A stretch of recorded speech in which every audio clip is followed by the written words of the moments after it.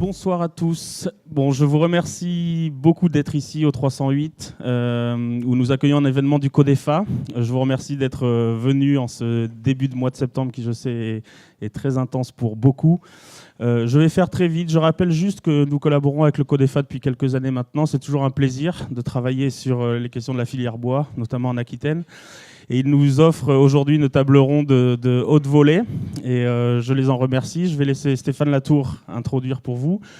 Je vous rappelle simplement une petite actualité de la Maison de l'Architecture d'Aquitaine, toujours, et pas de Nouvelle-Aquitaine. On est en plein débat sur l'ouverture du cycle commun, mercredi prochain, le 13, qui concorde avec l'ouverture d'Agora. Voilà, donc j'espère que certains d'entre vous pourront venir. Je vous remercie une fois de plus à tous d'être là, et puis je passe la parole à Stéphane Latour.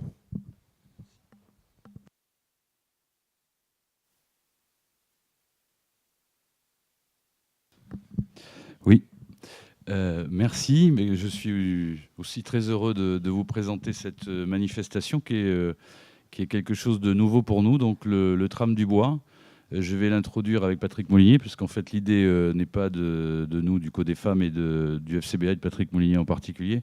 Il vous présentera, puisque ça s'est construit autour de l'initiative du congrès Woodrise, dont il parlera, voilà, qui est donc ce fameux congrès international qui aura lieu la semaine prochaine.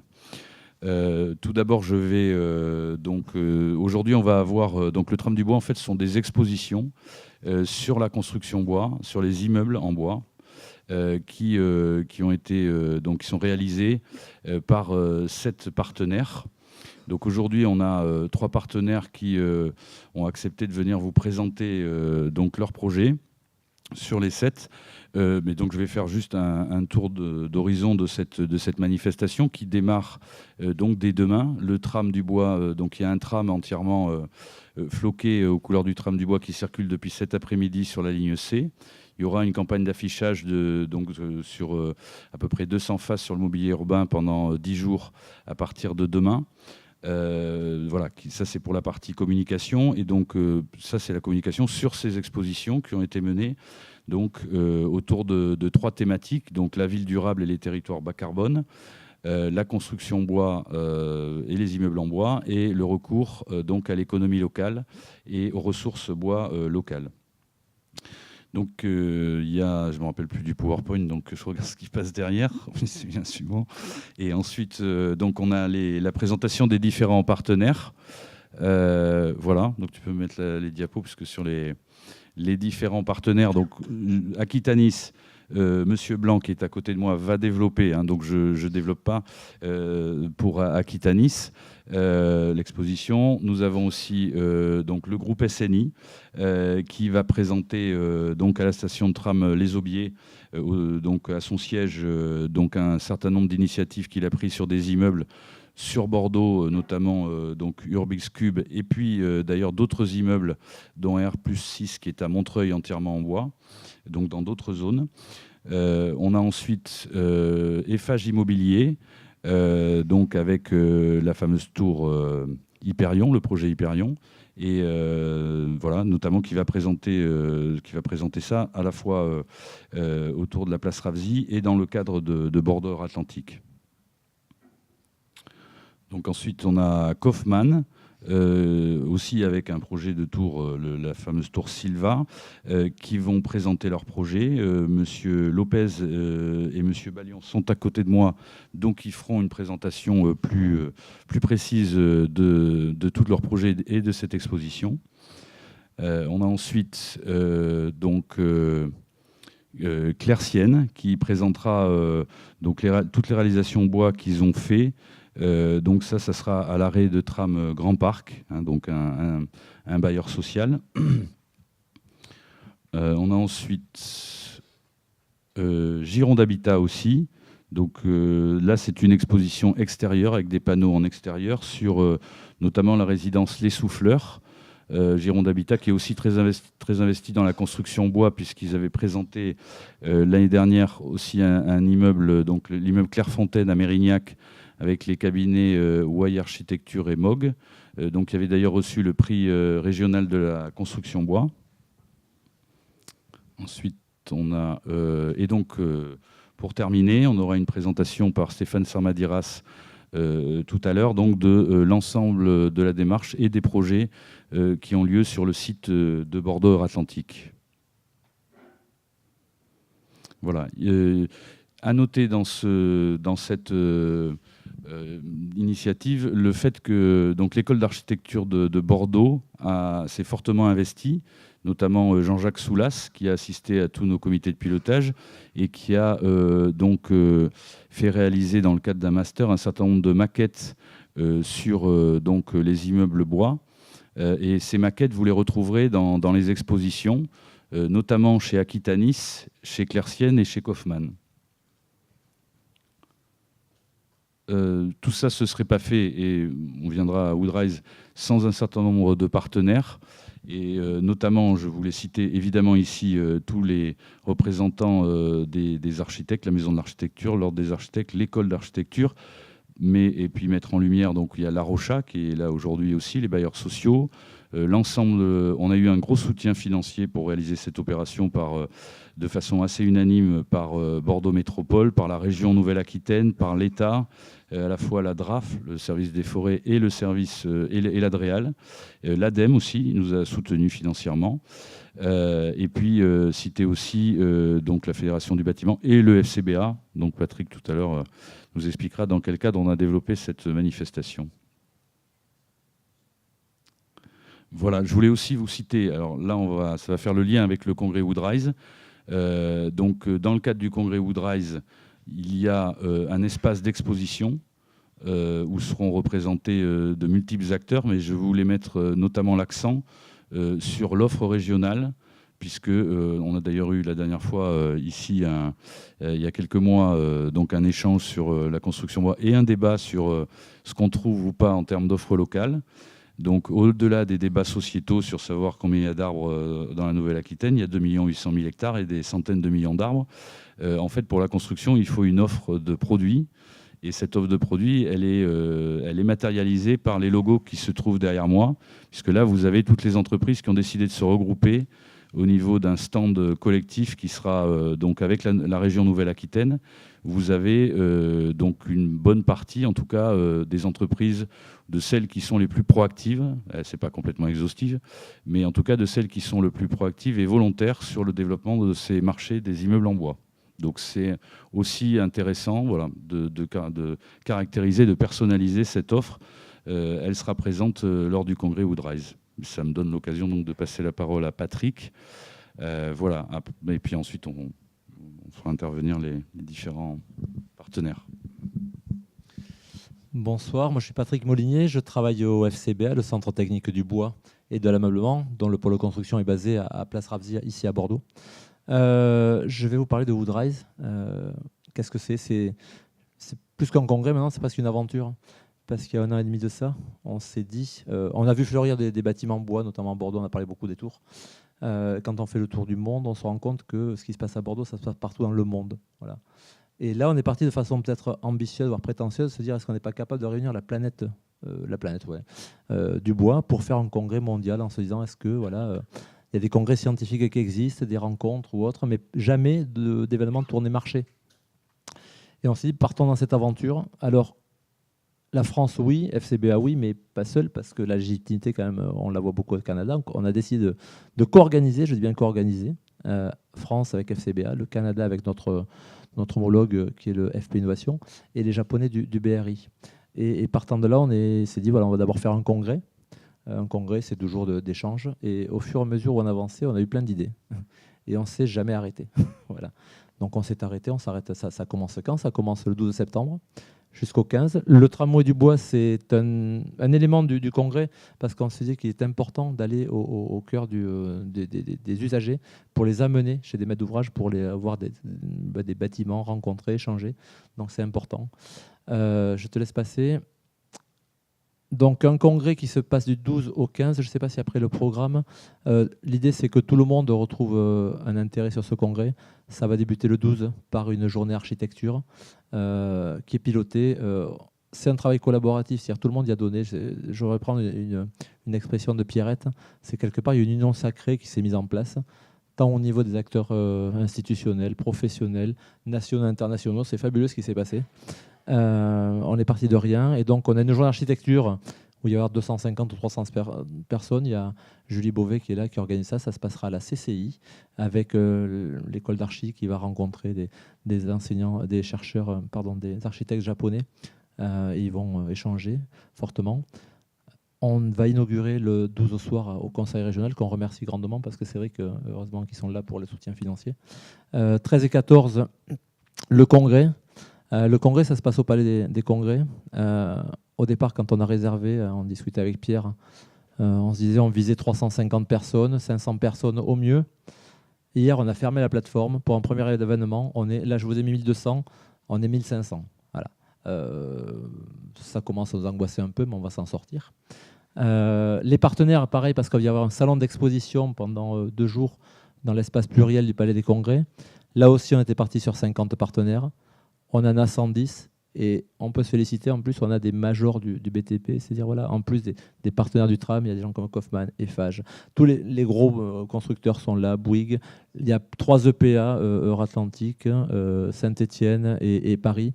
Voilà, donc ça se prend. Vision internationale forte. Il y a plus de 50 intervenants internationaux qui sont là. Et on voulait vraiment donner cette dimension internationale. Et on a des grosses délégations qui arrivent.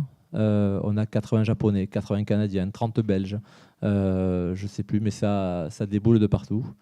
Donc voilà, pour vous inscrire, ça devient un peu compliqué. Voilà, c'est plein, mais on peut toujours essayer. Et le vendredi, il est important aussi de rappeler qu'on amènerait les gens sur le terrain. Donc en plus du tram du bois, on va amener des gens qui le souhaitent pour faire des visites dans les Landes, visiter l'Esbat et Thébault, ou alors sur le site de forêt de Pierre-Auton, ou alors avec Kaufmann et tout un tas de partenaires qui sont là, on va faire une première mondiale, on va faire un essai sismique sur un système constructif de la tour Silva. Voilà, donc on va faire bouger cette tour, ça risque d'être intéressant. Et puis on veut aussi valoriser ça et se dire, il y a un avenir à tout ça. Et donc on va lancer le 14 à midi, on a eu la validation du maire de Bordeaux tout à l'heure, une alliance mondiale pour la construction bois, avec les CTI, les centres techniques, les partenaires, donc un moment fort et pas mal d'acteurs, belle personnalité en prévision. Voilà. Oui, je disais en plus qu'on est à la Maison de l'Architecture, une implication forte de l'architecture. Le 12, CCI, place de la Bourse, journée architecture complète dédiée. Et puis au niveau international, alors c'est vrai que de nom, j'en ai cité, c'est Andrew Vogt, il y a Kengo Kuma qui sera là pour une intervention, également Michael Green. Voilà, donc ça, rendez-vous pour la journée d'architecture le 12. Là, c'est Julie qui est là, qui peut vous en dire plus. Et puis pour les interventions tout au long du congrès, le 13 et le 14. Je voulais dire, voilà, c'est important de dire que c'est une aventure collective. On a créé ça, nous, on s'est aventuré là-dedans. C'est France-Canada-Japon, mais pas que, donc des partenaires nationaux et internationaux. Et puis derrière, je vais aussi mettre la banderole, ce qui fait assez rêver, c'est tous les partenaires privés qui ont soutenu ça. Sans eux, on ne pourrait pas. Des engagements soit en intervention ou alors carrément en présence sur stand. C'est une opération tout cumulée. Si on prend le tram, je pense, le congrès, tout, à plus d'1 million d'euros. Voilà. Il y a 1 an, on avait une feuille blanche, on avait 0 €. Et tout le monde s'est mobilisé et on va sortir le projet. Voilà. Oui, ça c'était le programme, mais aujourd'hui vous avez un site internet qui s'appelle wood-rise-congress.org. Vous avez tout, vous avez le programme en ligne, toutes les inscriptions, alors sont closes. Mais si vous voulez en savoir plus, allez là-dessus. Et puis le téléphone, on essaie de répondre, mais ça devient un peu compliqué. Voilà. Merci Patrick. Mais pour le tram du bois, vous avez aussi le tramdubois.fr avec les visites, si vous voulez les visiter jusqu'au vendredi. Et puis rappelez que le 7, jeudi, il y a une visite guidée, on va dire, de l'ensemble qui est organisée par le CODEFA. Et le 15, aussi dans le cadre du congrès Woodrise, mais là c'est fermé puisque c'est pour les congressistes. Il y aura aussi la visite de l'ensemble de ces manifestations, de ces expositions. Voilà. Mais donc on va rentrer aussi dans le concret avec donc Monsieur Blanc et l'expérience d'Aquitanis, la démarche d'Aquitanis et l'exposition elle-même. Voilà. Merci, bonsoir. On n'a que quelques minutes, hein, donc vous inquiétez pas, ça va être rapide. Donc on voit bien que le bois, ça intéresse. Manifestement, ça rapporte à quelques-uns. Ça commence à fonctionner, l'affaire. Hein. 1 million, moi j'aimerais bien les avoir, dites donc. Ah, d'accord. Donc ça, c'est super. Bon, très bien. Donc on va vous raconter, nous, notre petite histoire à la hauteur de notre groupe. Simplement, bon, Aquitanis, c'est un opérateur social et on s'est intéressé peut-être à l'image suivante en tant que groupe à ce que ça pouvait nous apporter en termes, comme on dit aujourd'hui, d'innovation. Et on voit, et je conclurai là-dessus, que c'est pas nous ce qui... On est passé de l'innovation technique à une innovation sociale et je pense que c'est notre métier que de déboucher sur une innovation sociale. Donc en quoi, c'est la question mise en suspens pour les 10 minutes que j'ai à peine là, en quoi le bois permet d'innover dans le champ du social, dans la dimension humaine pour un opérateur social et urbain comme Aquitanis. Alors nous, c'est une histoire qui commence donc avec notre groupe, donc c'est à la fois la maison mère Aquitanis et puis notre filiale Axanis qui maintenant produit aussi en bois, et puis dans une relation de coopération que nous avons avec une ESH qui s'appelle Mesolia, et avec qui on a créé une société et sur laquelle on a aussi réfléchi en recherche et développement sur la production bois. Et puis on ne l'a pas indiqué là, mais c'est aussi une convention de partenariat que nous avons avec le Québec et avec un opérateur urbain qui est sur Montréal et à Québec, et sur laquelle nous avons des échanges techniques, c'est-à-dire qu'ils viennent voir nos réalisations au stade de chantier pour nous accompagner et nous aider à avancer un peu plus rapidement. Et nous-mêmes, nous sommes allés au bout de 2-3 ans les accompagner sur leur projet, parce qu'au début, on pensait qu'ils avaient vraiment beaucoup d'avance par rapport à nous, et on s'est rendu compte que nous étions strictement au même niveau. Quant à la production des bâtiments de grande hauteur en bois, c'est à partir de 3 étages, on est exactement au même niveau que nos collègues, et donc nous avons des échanges maintenant de pair à pair extrêmement intéressants. Nous, notre démarche à Aquitanis, ce n'est pas le bois qui nous a intéressés en tant que système constructif. On voit bien qu'il y a beaucoup d'opérateurs qui aujourd'hui viennent sur la construction bois pour des tas de raisons. Et certains ici vont nous les expliquer. Nous, c'est notre ancrage territorial. Nous sommes une organisation ancrée dans un territoire.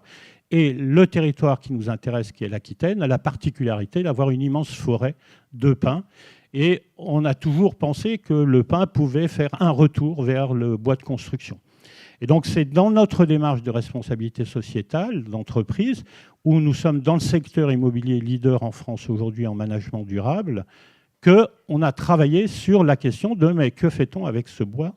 Et donc dans une économie locale et aujourd'hui dans une économie circulaire, peut-on effectivement faire accompagner la transformation de ce secteur d'activité. Donc ce qui nous intéresse, c'est ça, quoi, en fait. Hein, c'est cet immense réservoir dont on a bien vu lors des 2 tempêtes qu'il y avait des pertes en ligne incroyables et qu'on pouvait effectivement accompagner l'industrie avec les outils qui sont là pour ça. Mais nous, parce que nous sommes acheteurs, commanditaires et producteurs. Hein. Et donc l'autre dia dit, par contre, attention bémol, nous avons, dans notre conseil d'administration, le président des sylviculteurs, Bruno Lafont, le maire de Biganos, et il avait eu un coup de gueule dans Sud-Ouest sur cette filière qui n'arrive pas à se structurer, à s'industrialiser, et qui n'arrive pas à fournir de bois. Hein. Nous, on travaille avec des sociétés locales, et notamment une société locale depuis plus de 10 ans maintenant. Et on était à 80% de pertes sur le bois livré en pin maritime des Landes, qui vrillait tout le temps. Ensuite, on est arrivé à un taux de perte à 30%, on était content. Et on stagne à un taux qui n'est pas aujourd'hui satisfaisant pour la production.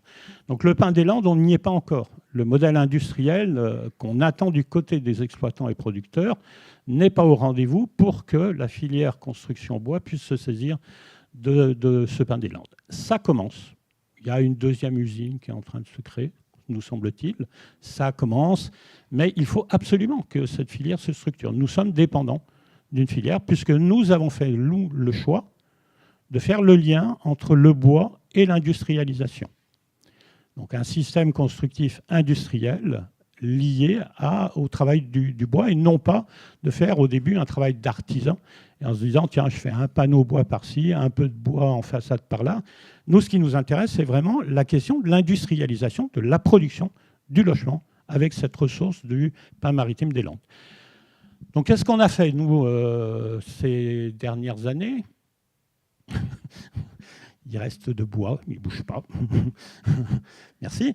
On a commencé, c'était une vieille histoire, ça fait 13, 14 ans, presque 15 ans, presque, avec les maisons à banc de commande qui sont passées de béton à bois.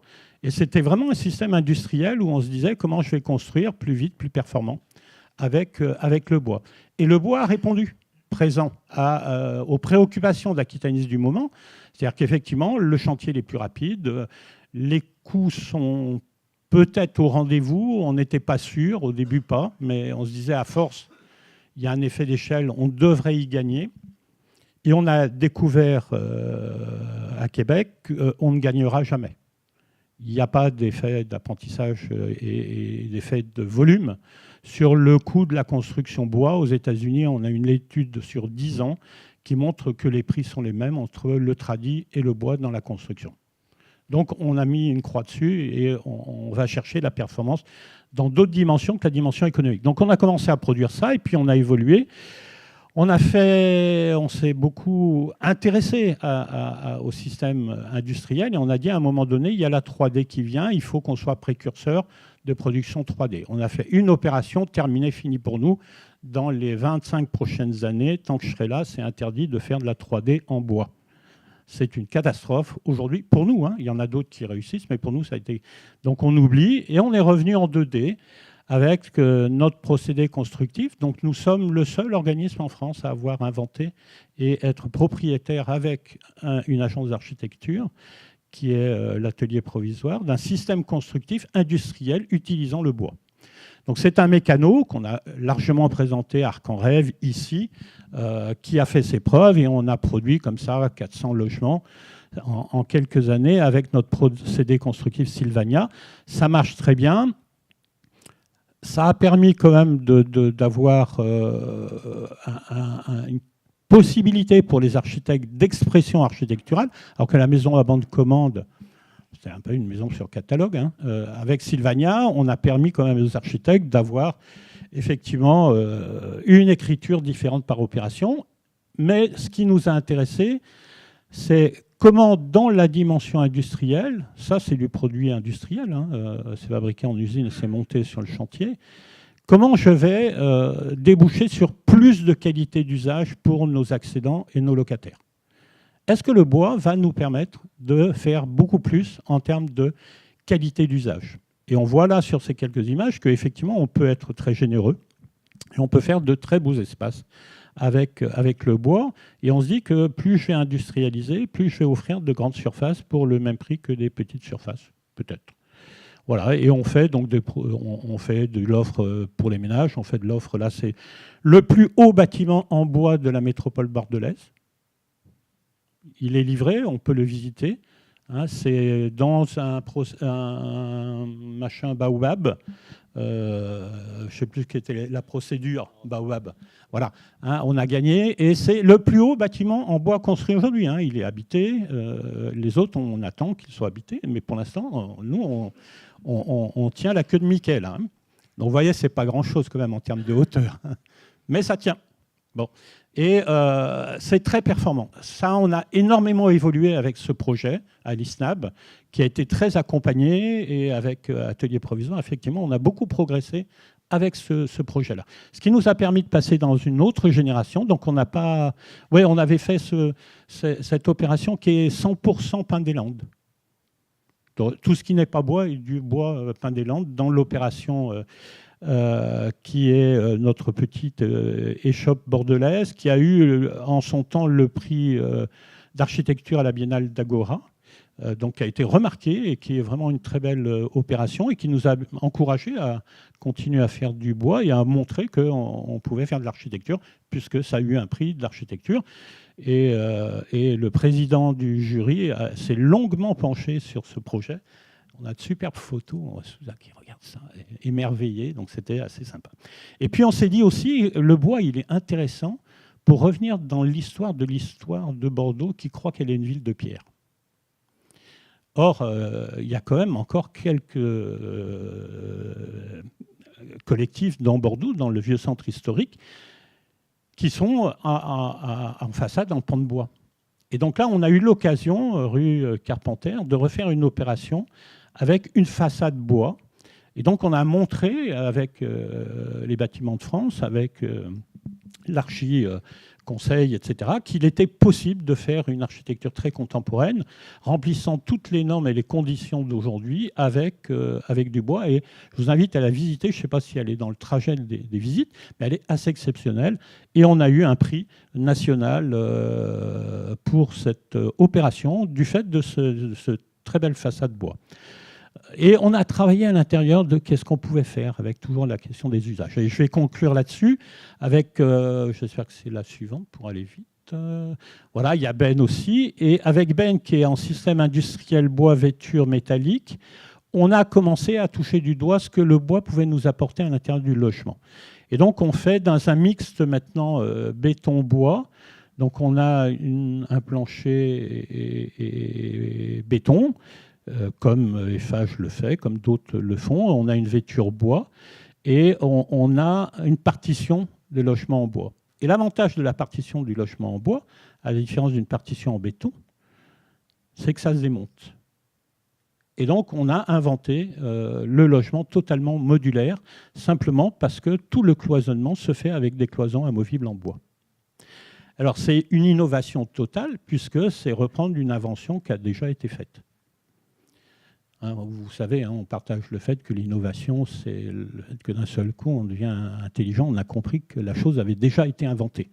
Et on la remet au goût du jour. Donc ça, on le sait, ça a été inventé déjà. On a des exemples depuis longtemps. Nous, on l'a remis au goût du jour. Sauf que maintenant, c'est des centaines de logements qu'on sort comme ça.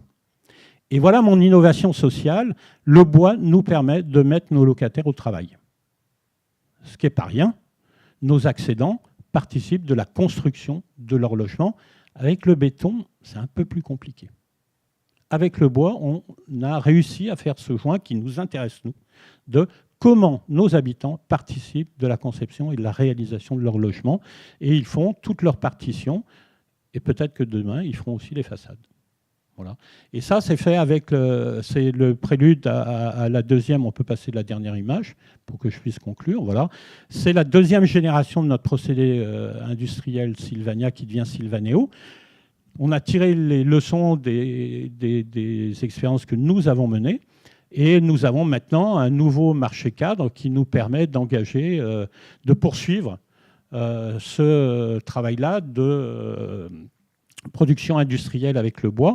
Et maintenant, on est capable de monter jusqu'à R+9, R+10, R+15. Nous avons d'ailleurs concouru sur une très belle tour à l'OIN, entièrement en bois, y compris la trémie d'ascenseur. Il n'y a pas de béton dans notre bâtiment. Et on a perdu parce qu'on était tout en bois, je pense. Ça doit être ça le truc. Autrement, je ne comprends pas bien. Et on a fait une autre tour avec Pascal Gontier, qui est absolument génial, entièrement en bois, ventilation naturelle, isolation paille. Sur Pessac, on a le terrain, on a tout. Et puis, on a des riverains qui ont dit « Oh, il y a une orchidée à protéger sur le terrain. » Et on nous a dit « Ben non, la tour, elle ne se fera pas là. » Donc, nous sommes propriétaires d'une tour sur roulette.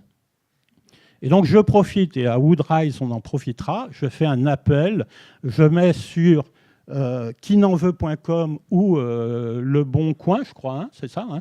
Je l'ai déjà fait à Nancy, au Forum du Bois. Qui n'en veut une tour vraiment totalement en bois, 100% bois, ventilation naturelle, isolation paille, avec un archi super et un bureau d'études qui tient la route. Ça marche, ça peut être fait, mais je ne pense pas que ça se fera à Bordeaux. Donc, voilà, moi je conclurai là-dessus, peut-être.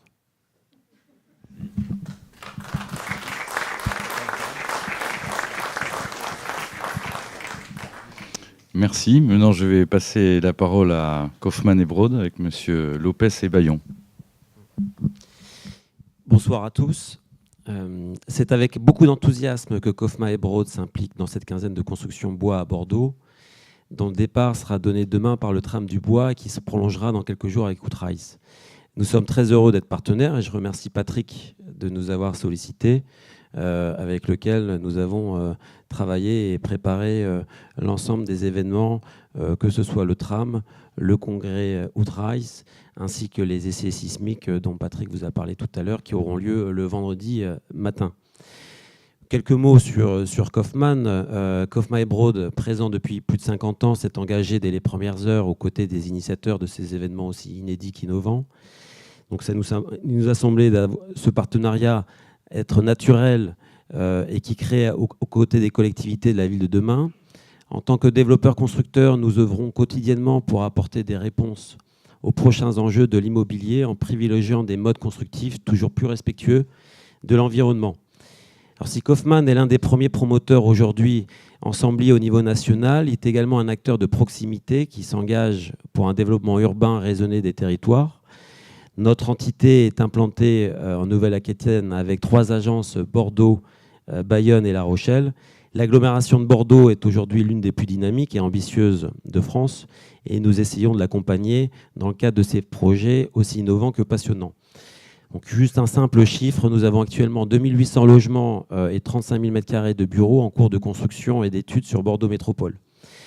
Nous aurons l'occasion avec Vincent, un petit peu plus tard, de vous présenter une première qui est la tour Silva, qui fera plus de 50 mètres de haut.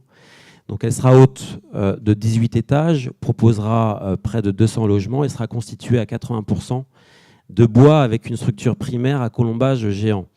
Elle est intégrée dans un ensemble de 3 bâtiments et ce projet, de par son ambition et sa qualité architecturale, confirme l'illustration en matière d'innovation et des compétences de Kofma et Broad.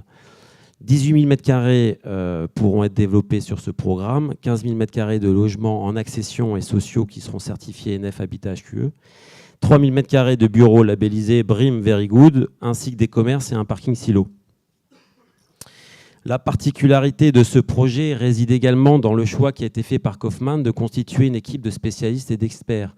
Pendant près de 6 mois, des architectes, des bureaux d'études et des conseils environnementaux, une entreprise générale spécialiste de la filière sèche et des entreprises régionales innovantes, on y viendra un peu plus tard, représentant tous les aspects de la filière bois, se sont réunis pour présenter ce projet. Nous construisons également le siège régional EDF dont le tram pourra passer devant. Ce siège EDF aura une façade structure bois habillée de parements métalliques et s'inscrit tout à fait dans l'empreinte des bâtiments bas carbone et biosourcés. Donc, il s'agit d'un bâtiment de 5 000 m² dont la livraison est prévue pour la fin de l'année prochaine. Donc, pour Kaufmann, ces programmes sont de puissants stimulants d'innovation, à la fois en ce qui concerne l'évolution de nos métiers et la recherche de solutions technologiques de pointe. Ils s'inscrivent dans une démarche globale de développement durable visant à bâtir des villes éco-responsables. Donc Kaufmann a pris pleinement la mesure de cette responsabilité et s'engage pour l'émergence de la ville durable en concevant des quartiers plus vertueux et plus sobres, en réduisant au maximum l'empreinte carbone de ses programmes immobiliers. Notre groupe fait d'ailleurs partie des membres fondateurs de l'association Bâtiments Bas Carbone, dont l'objectif est de faire progresser la prise de conscience sur ce sujet et de faire parvenir à la création d'un label. Donc, la ville durable recouvre toutes ces dimensions et toutes les réflexions de Kaufmann visent aujourd'hui à les faire émerger. Kaufmann et Broad a la conviction que l'innovation est centrale pour avancer dans la bonne direction et répondre à ce défi. C'est pourquoi notre groupe a créé également un département en charge de l'innovation technique et technologique pour apporter des solutions alternatives. Cela concerne les modes constructifs, mais pas que, les nouvelles façons d'habiter avec en particulier les lieux partagés, ou encore de nouveaux produits et services pour lesquels il est pertinent de louer des partenariats avec des startups. Donc, dans cette optique, la construction bois constitue une avancée majeure, même si ce n'est évidemment pas la seule, il y en a d'autres. Au-delà de ses bénéfices environnementaux, l'utilisation de ce matériau biosourcé a l'avantage d'avoir un impact économique fort au niveau local.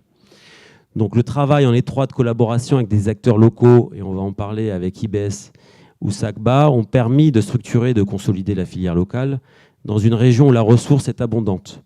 Cela contribue à créer localement de nombreux emplois directs et indirects qui sont non délocalisables.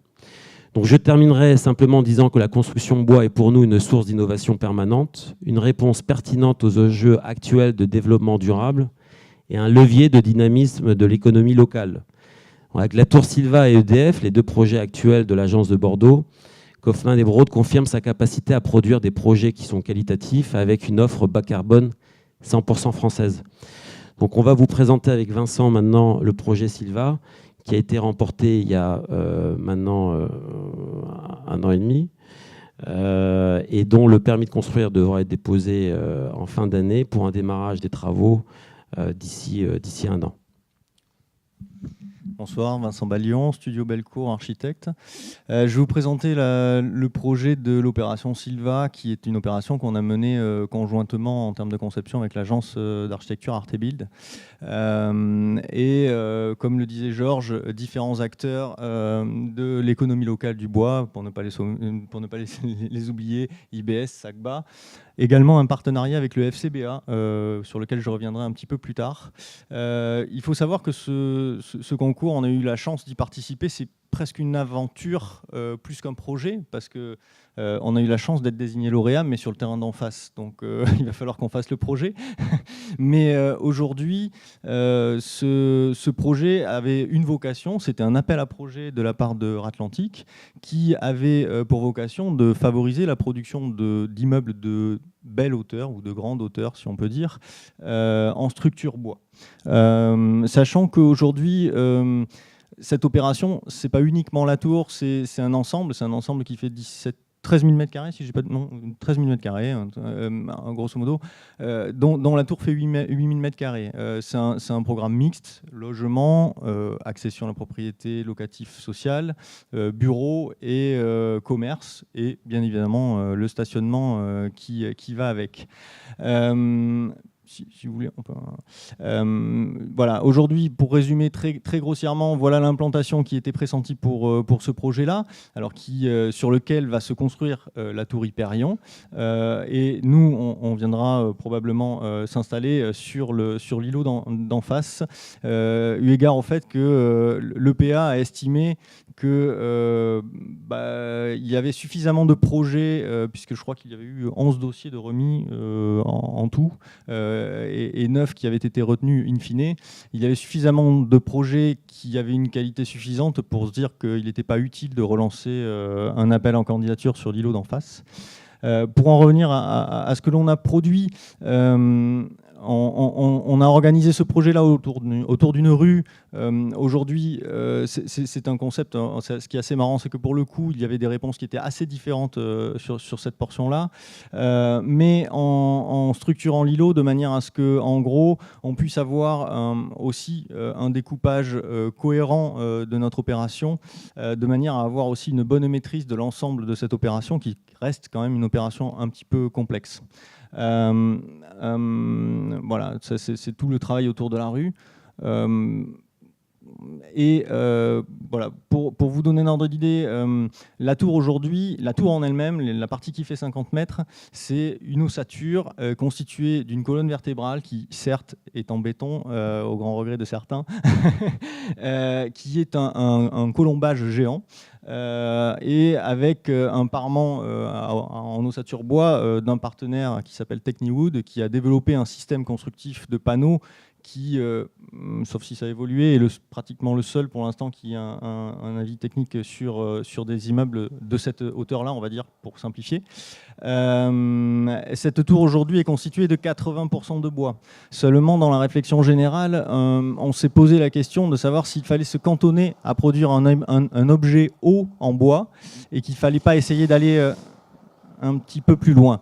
Donc aujourd'hui, on a introduit du bois dans différentes parties du projet, à savoir des éléments de façade, des éléments de structure sur le bureau, de manière à ce que l'opération au global est constituée de 55% de bois sur la totalité de l'opération, de manière aussi à avoir un vrai ordonnancement des coûts, parce que effectivement, comme ça a déjà été évoqué, la question du coût aujourd'hui en structure bois est encore un sujet, et un sujet qui sera peut-être amené à évoluer, mais qui aujourd'hui, dans un contexte, on va dire, de concours, devait nous permettre d'avoir des solutions différentes et adaptées à chaque situation, de manière à pouvoir faire évoluer le projet.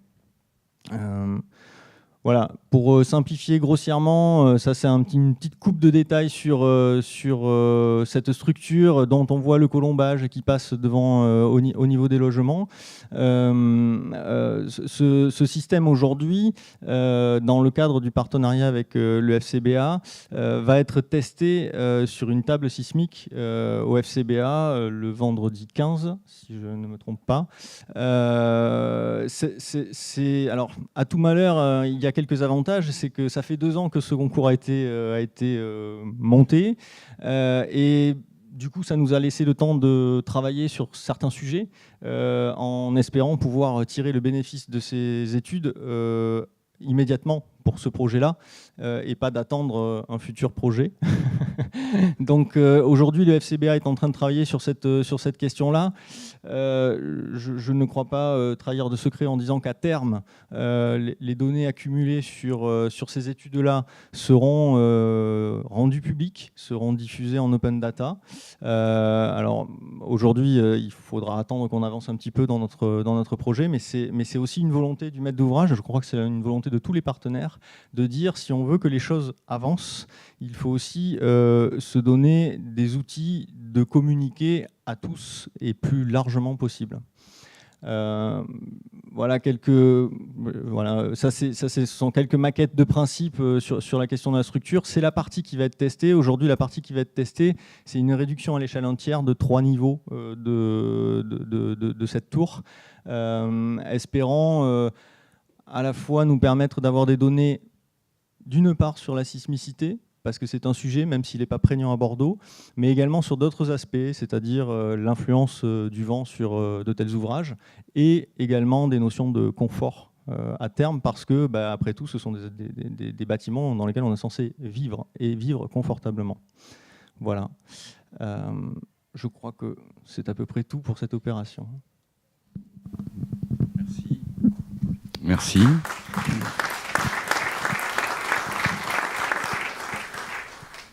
Et donc pour achever notre tour de table des témoignages donc, sur cette opération, je vais passer la parole à Stéphane Sermadiras de Bordeaux Atlantique.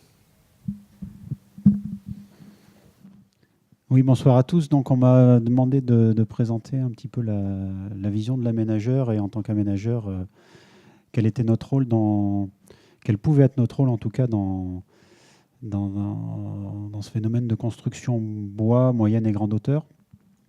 Notre rôle, je l'ai résumé un petit peu dans ce titre-là, qui va faire l'objet d'une nouvelle plaquette sur la construction bois qu'on va sortir à l'occasion de Woodrise.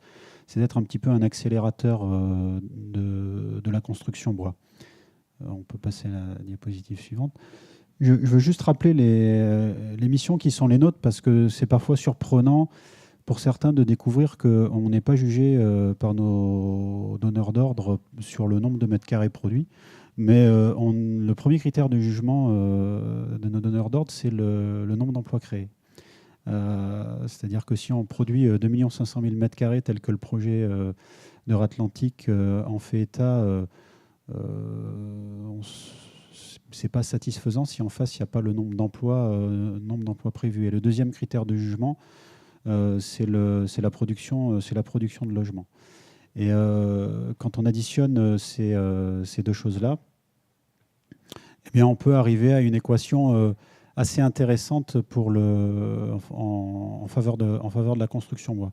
Donc, je rappelle que le projet Euratlantique, c'est à terme, c'est-à-dire d'ici une quinzaine d'années, l'arrivée de 40 000 nouveaux habitants sur notre territoire d'à peu près 740 hectares et la création de 30 000 emplois, dont la moitié doivent être... au moins la moitié doivent être des emplois exogènes. Diapo suivante. Quelles sont nos motivations et nos actions en matière de construction bois ? Il y a au moins trois niveaux qui nous intéressent et qui sont complémentaires les uns des autres. Nous avons un label qui est le label démonstrateur de la ville durable. Et donc, en ce sens-là, on doit développer un territoire qui est un territoire bas carbone. Donc, le bois, la construction bois, pour ses propriétés dans ce domaine-là, nous intéresse. Mais c'est loin d'être le seul domaine d'intérêt. Un autre élément extrêmement important, et je l'ai introduit tout à l'heure, c'est la possibilité de soutenir le développement d'une filière, qui est la filière bois, dans une région, comme on l'a déjà dit à plusieurs reprises, qui présente un certain nombre d'atouts par rapport à ça, puisqu'on a la matière première. Comme on le rappelait tout à l'heure, on n'a pas forcément encore toute la filière de transformation, mais avec le volume que nous, on est capable de proposer, on a imaginé qu'on pouvait tirer cette filière bois et participer à son développement et donc au développement d'un certain nombre d'emplois. Et puis l'autre point, dans un territoire qui se construit et qui construit du centre urbain, donc avec une densité relativement importante, avec un nombre de chantiers. Pour ceux qui passent régulièrement sur le territoire, il suffit de compter le nombre de grues. On a une densité de chantier extrêmement importante. Et donc, il y a aussi l'idée à la fois de diminuer les nuisances de chantier pour les riverains et puis de faire en sorte que les chantiers, d'un point de vue opérationnel sur le terrain, durent le moins longtemps possible. Et là aussi, la construction bois, avec les phénomènes de préfabrication, d'industrialisation dont on a déjà parlé, permet de réduire les nuisances de chantier. J'y reviendrai tout à l'heure sur un programme qui est en cours de construction, mais on voit très concrètement qu'on arrive à réduire très, très sensiblement la durée des chantiers. Tout ça, mis bout à bout, fait qu'on a pris un engagement, il y a un peu plus d'un an. On a pris l'engagement de construire 25 000 m² par an de surface de plancher en structure primaire bois. 25 000 m² par an, c'est à la fois pas tant que ça par rapport à la quantité de surface de plancher qu'on va produire, mais c'est énorme et ça permet de justement participer à la structuration de cette filière. Et quand on dit 25 000 m² de surface de plancher en structure primaire bois, ça veut aussi dire, et on le rajoute dans nos promesses de vente, ça fait partie des conditions, ça faisait partie des conditions notamment sur les tourbois, ça veut dire au moins 90% de bois d'origine et de transformation locale. Parce qu'évidemment, si on va chercher le bois à l'étranger, ça ne va pas participer au développement de la filière locale. Et pour marquer le coup, et pour vraiment introduire ça, il y a eu donc cet fameux appel à projet dont on a parlé, où on voulait être assez marquant avec les 2 tourbois qui sont aujourd'hui, sur le papier en tout cas, les tourbois les plus hautes du monde. Elles seront certainement dépassées un jour, mais en tout cas, au jour d'aujourd'hui, c'est le cas. Un peu plus d'un an après, qu'est-ce que l'on voit ? On voit que nos engagements sont tenus, puisqu'on a pour 2016 28 000 m² de promesses de vente nouvelles signées, et on a en cours d'engagement plus de 50 000 m² de projets. Donc on voit qu'on est vraiment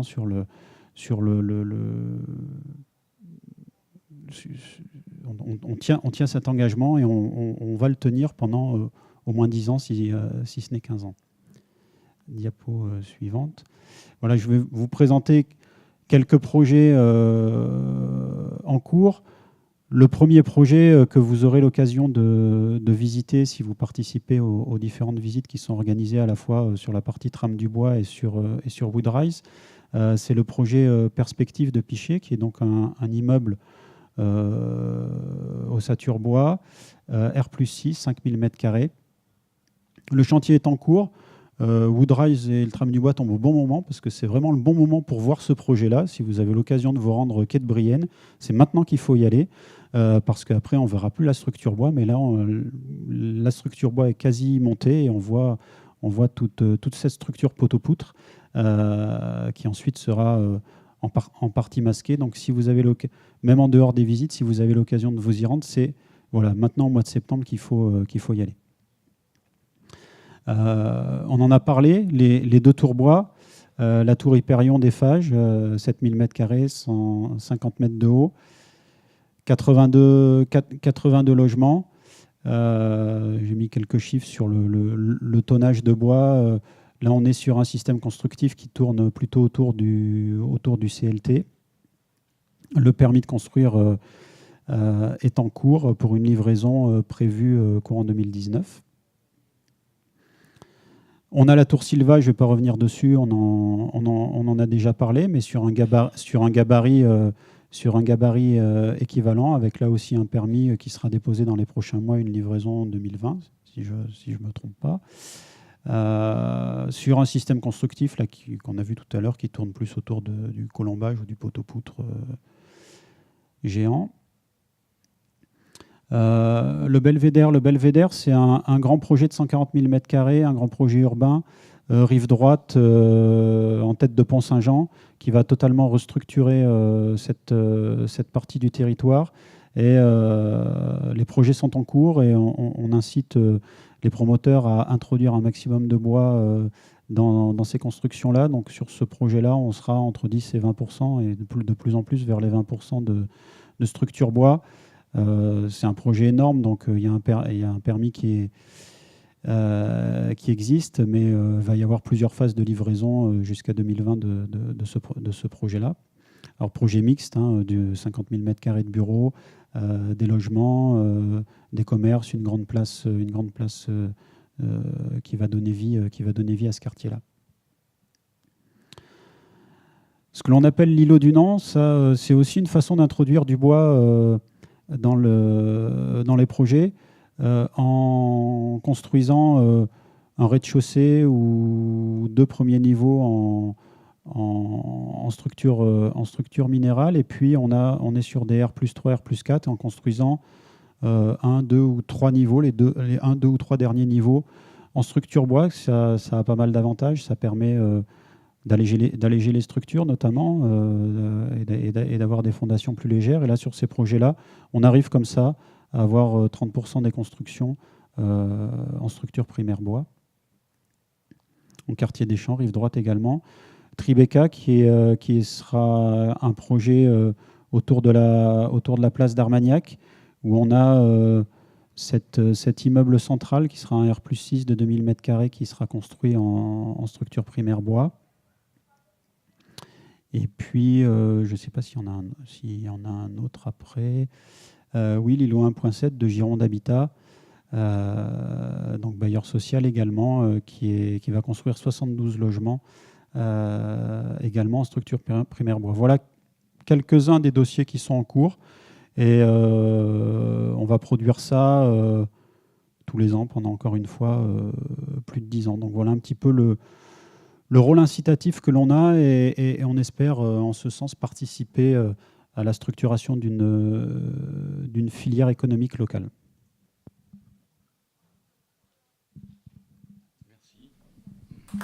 Merci de votre intervention. Voilà pour ces présentations. Je vous propose donc d'avoir un petit temps d'échange d'environ un quart d'heure. Donc souvent, est-ce que vous avez des réactions, des questions ou des interventions sur ce sujet? Non, vous êtes... Oui. Merci Eric Wirth, président du Conseil de l'Ordre. Est-ce que la filière bois, c'est-à-dire les sylviculteurs, est-ce qu'elle va aussi vite que les concepteurs? C'est-à-dire, est-ce qu'aujourd'hui, localement, est-ce que l'offre de bois, que ce soit en bardage, en ossature, en lamellé-colle, etc., suit par rapport à justement l'innovation, etc., et les projets des concepteurs? Puisque depuis des années, effectivement, c'est le premier problème auquel on était toujours confronté et qui fait qu'il est difficile de faire sortir le Penellan de la palette.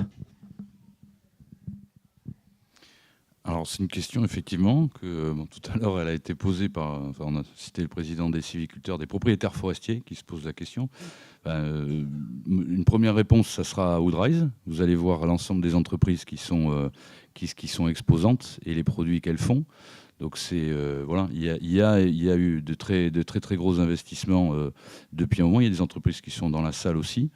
Après, voilà, sur ces projets-là, ça se fait aussi en partenariat. Il y a besoin d'une visibilité sur le marché. C'est vrai que ces dernières années, c'était un peu compliqué. Voilà, se lancer dans des investissements industriels. Il y en a des investissements industriels. Ils sont extrêmement risqués. Ils sont faits aujourd'hui sur la région. Donc je crois que voilà, après, il faudrait rentrer dans chaque cas, mais il y a des investissements dans les différents secteurs et vous les verrez, notamment, on pourra en discuter à Woodrise, puisqu'on verra l'offre là réellement, pas en débat, mais on verra vraiment l'offre des entreprises qui vont exposer sur Woodrise. Voilà. Bon, c'est une réponse un peu générale, mais il y a des produits où c'est pas encore complètement développé. Il y a à peu près tous les produits. On parlait du CLT, des choses comme ça. Il y a des producteurs ici.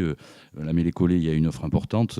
Voilà, il y a des produits et des gens qui... Voilà, les capacités de production, suivant les projets, elles peuvent être un peu... Voilà, ça dépend. On a eu aussi des capacités de production, des surcapacités en maison au Saturbois. Il y a même des sites qui ont fermé. C'est-à-dire qu'il y avait plus de capacités industrielles dans cette région qu'il n'y avait de marché. Il y a eu, on ne va pas citer, voilà, il y a des cas de sites dans la presse. Hein. Donc voilà, c'est des ajustements qui sont en train de se faire, mais il y a la volonté, il y a la volonté. On voit des investissements, voilà.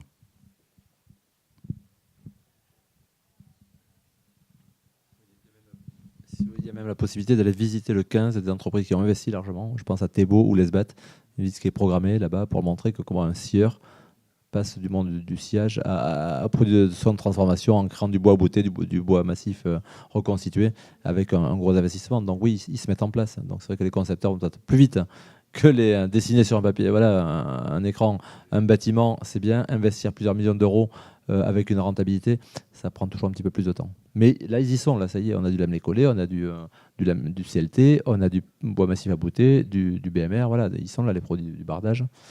Voilà, ils arrivent.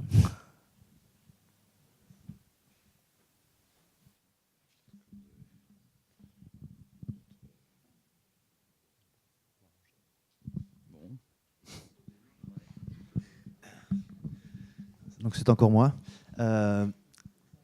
Vous savez donc que la loi LCAP effectivement a consacré le permis de faire, le permis d'expérimenter. Donc il va pouvoir effectivement être utilisé massivement sur les opérations internationales. Est-ce qu'aujourd'hui les projets qui sont dessinés sont dans ce cadre-là?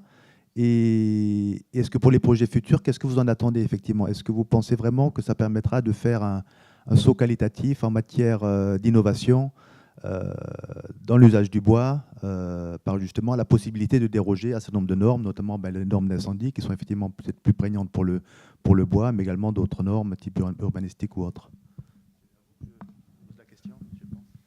Oui, je ne sais pas si j'ai toute la réponse, mais je pense que j'en ai une partie. Par définition, quand on propose de faire les plus hautes tours bois du monde, par définition, elles n'ont pas existé, donc il n'y a pas de norme qui correspond à ça.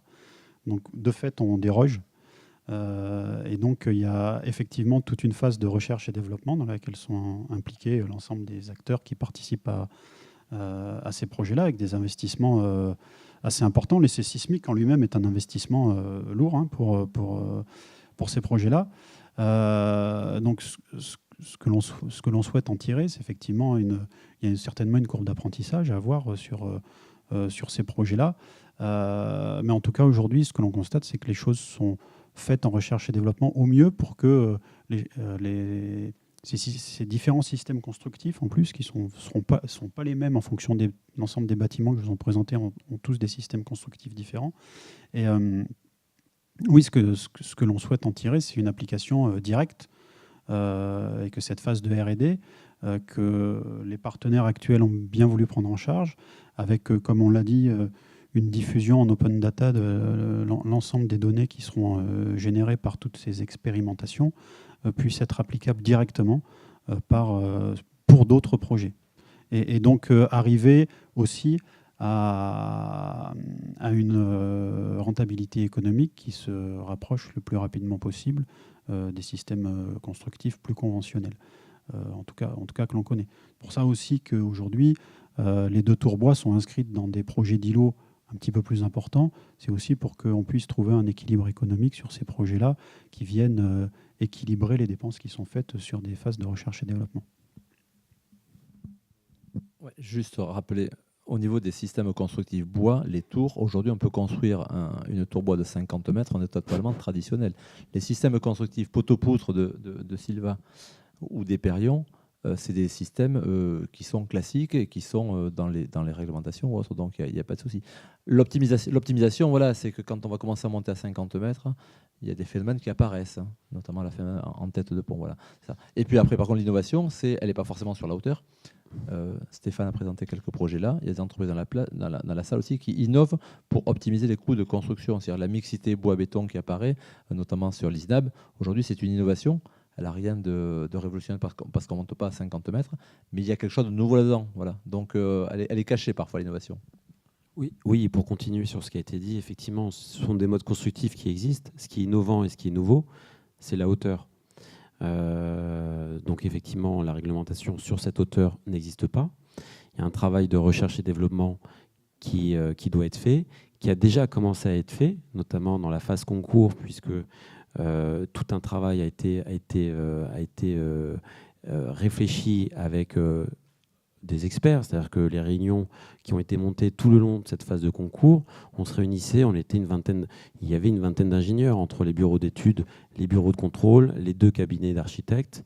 Donc il y a eu un gros travail qui a été fait et on est dans la continuité de ce travail avant de déposer le permis. Le travail qui est fait aujourd'hui avec FCBA dans le cadre des essais sismiques, c'est-à-dire qu'effectivement c'est sur une échelle réduite puisqu'on est sur 3 mètres de haut, mais ces essais qui vont aboutir à des résultats, vont pouvoir être exploités et vont pouvoir nous permettre de gagner un temps considérable dans le cadre du dépôt du permis de construire qui pourra être fait assez rapidement. Et effectivement, c'est un travail qui va pouvoir servir à d'autres puisque ces essais seront rendus publics dès le dépôt du permis, donc dès le début de l'année. Donc c'est un travail sur le mode constructif, en tout cas ce qui concerne la tour Silva, mais je pense que c'est la même chose pour ce qui a été fait par Eiffage. Le mode constructif qui a été pensé et les essais qui sont en cours et qui vont continuer à être réalisés dans les prochains mois pourront permettre de dupliquer ce type de tour sur cette hauteur sur toute la France. Voilà. Merci.